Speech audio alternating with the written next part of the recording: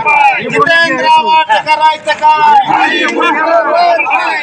जितेंद्र आव्हाडचं करायचं काय? जितेंद्र आव्हाडचं करायचं काय? जितेंद्र आव्हाडचं करायचं काय? विश्वरत्न डॉक्टर बाबासाहेब आंबेडकरांचा अवमान करणाऱ्याचं करायचं काय? या देशद्रोहीला बाहेर पाठवा भारताच्या. बाहेर जितेंद्र आव्हाडचं आमदार सुरेश अण्णांचा लोकनेत्या पंकजाताई साहेब तुम आगे बढ़ो. हम तुम्हारे साथ हैं. त्यांचं तोंड दिसतोच का मागे.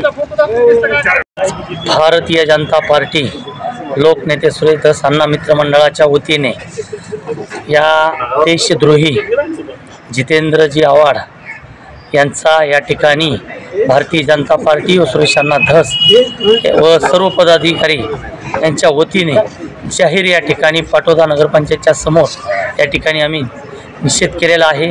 खरोखरच यांच्या पोटामध्ये काय शाहू फुले आंबेडकरांचे विचार घेऊन आम्ही पक्ष चालवतो म्हणणारे आज विश्वरत्न डॉक्टर बाबासाहेब आंबेडकरांची प्रतिमा हातामध्ये आल्याच्या नंतर कुठलाही मागचा न विचार करता ते फाडून टाकली जाते.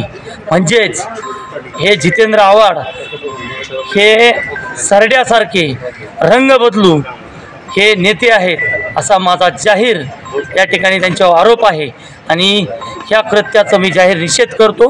थांबतो. जय जिजाऊ, जय भीम, जय छत्रपती शिवाजी महाराज. या ठिकाणी जितेंद्र आव्हाड शरद पवार गट राष्ट्रवादी यांनी जो बाबासाहेबाचा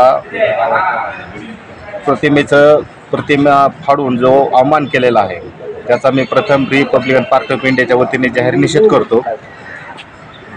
आव्हाड साहेबाला एवढी अक्कल पाहिजे होती की त्यांनी मनुस्मृतीवर बाबासाहेबाची प्रतिमा फोटोच का छापला ह्याच्यावर माझा प्रश्नचिन्ह आहे. त्यांना किती अक्कल आहे ह्याच्यावरूनच मला त्यांचा किती बुद्धिअंक आहे मला ह्याच्यावरूनच त्यांचं कळतं. त्यांना ह्या रोषेला सामोरे जावं लागेल आणि शरद पवार साहेबांचा जो गट आहे राष्ट्रवादीचा त्यांनी ह्या आव्हाड साहेबांना तात्काळ निलंबित करून जे संविधानप्रेमी आहेत त्यांना न्याय देण्यात यावा. नसता तुम्ही नुसते इलेक्शन लागल्याच्या नंतर निळे झेंडे घेऊन आणि बाबासाहेबाचं नाव घेऊन तुमचं दलितांची मतं तुम्ही मागू शकत नाहीत. या मी ठिकाणी तुमच्याकडून अशी अपेक्षा करतो आणि जितेंद्र आव्हाडला तुम्ही तुमच्या पक्षातून हाकलून द्या आणि माननीय मुख्यमंत्री साहेबांना अशी विनंती करतो की या जितेंद्र आव्हाडवर ॲट्रॉसिटीचा गुन्हा दाखल झाला पाहिजे आणि देशद्रोहाचा गुन्हा दाखल झाला पाहिजे अशी या ठिकाणी मी मागणी करतो आणि थांबतो.